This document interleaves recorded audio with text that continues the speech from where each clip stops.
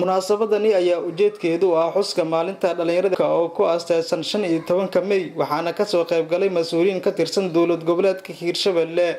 ugu horeen waxaa goobta ka hadashay gudoomiyaha ururka dhalinyarada gobolka Shabeellaha Dhexe Fartuun Aadan Xeefow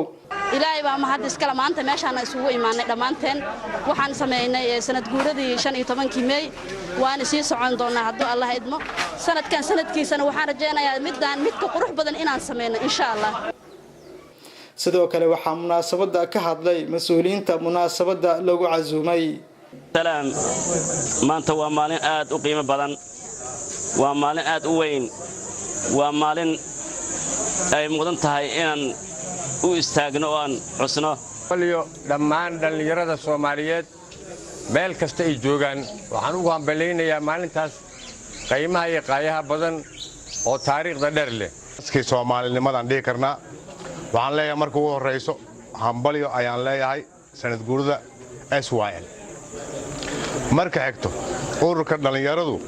macnaheedu waxa waaye dad isku tagay oo wanaag wadaniyad iyo wax qabad isugu tagay عبد الرحمن حسين عمر ودني TV Kalsan جوهر